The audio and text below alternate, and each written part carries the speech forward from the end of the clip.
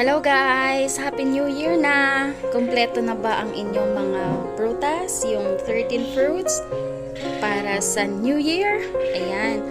Happy New Year and have a very prosperous New Year 2024.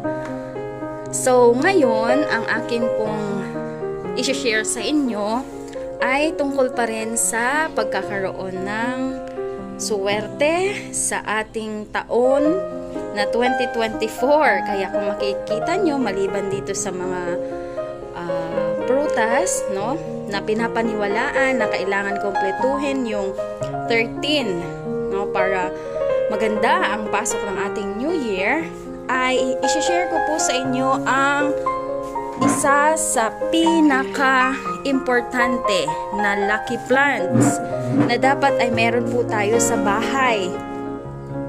Ito po ay ang lucky bamboo.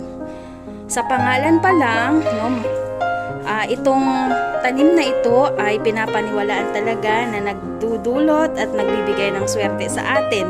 Kasi nga, ang tawag sa kanya ay lucky bamboo.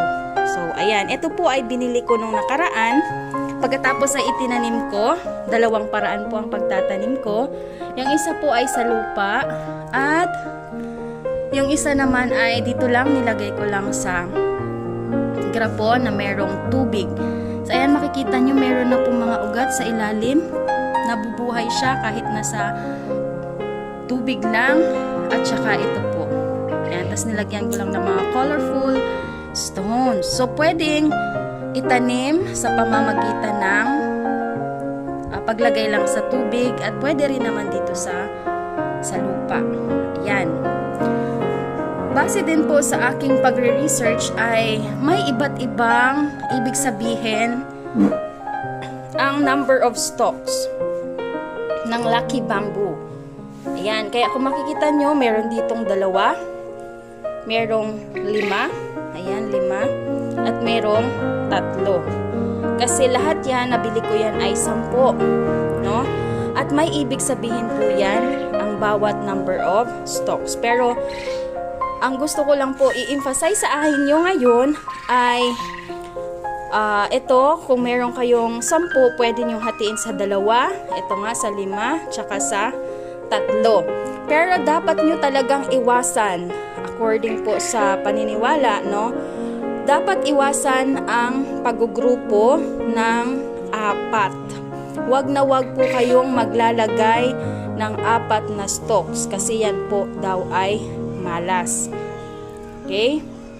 So, kaya wala akong nilagay dyan na 4. Meron lang 2, 5, tsaka 3. So, ayan po. Yun lang ang gusto kong i-share sa inyo ngayon. Kung kayo po ay mga mahilig din sa pagtatanim, sa mga plants, kailangan po meron din kayong lucky bamboo. Wag na wag po sanang mawala sa inyong koleksyon at sa inyong bahay ang lucky bamboo plants. Yan. So again, thank you so much. Bye 2023. Welcome 2024 na po tayo at wish ko na maging maswerte po tayong lahat sa 2024. Bye-bye and God bless.